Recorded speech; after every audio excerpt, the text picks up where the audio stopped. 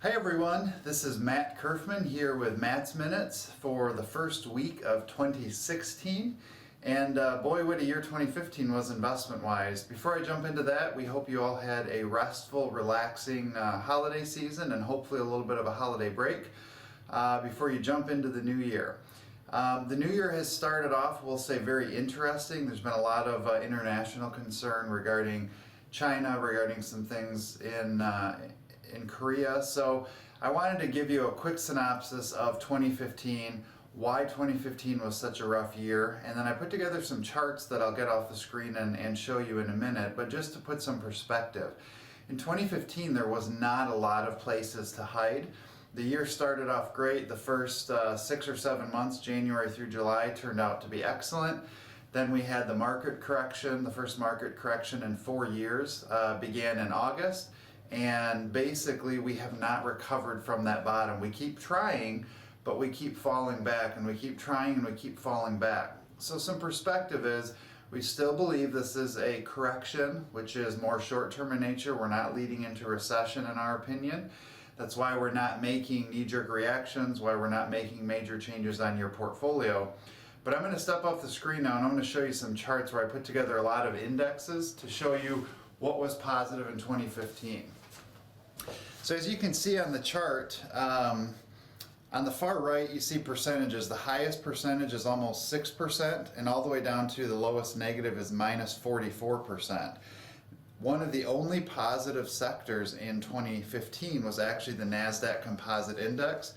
When you then build in the S&P 500 and the Dow Jones large cap stocks, they were off about 1% and 2% respectively. When you even bring in bonds, corporate bonds were off almost 4%.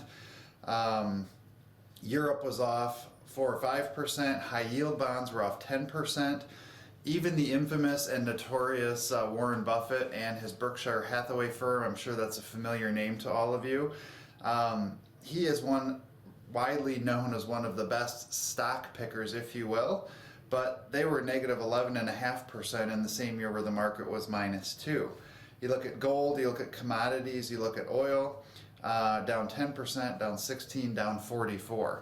Point is, in the year 2015, the only place we could have, quote, hidden would have been in cash, or if you have fixed annuities in your portfolio. So there's a reason we own some of those things. It's also okay to have some cash on hand. It is not always this way. I have another chart I'm going to flip to now where I took the exact same asset classes and I went back, instead of just for 2015, for 5 years, so all of 2011 through the end of 2015. Go to the far right and you can see the return percentages, with the peak one being at 86% and the worst being at negative 61%. Well, back on the 2015 chart, the 1 year number, basically there was only one positive area.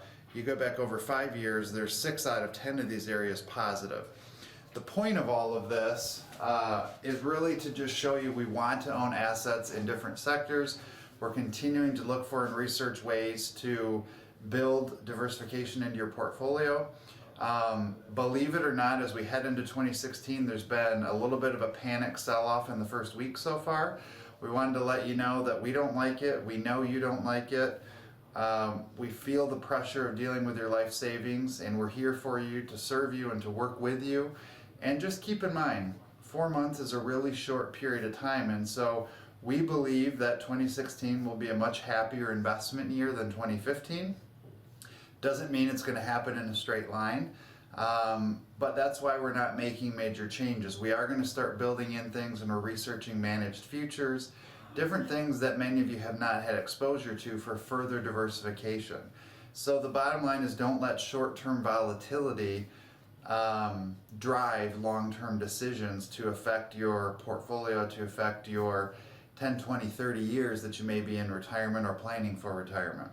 So we'll send out some more information as we get more research. We'll stay in touch. As a reminder, our physical office will be moving locations this Friday, January 8th.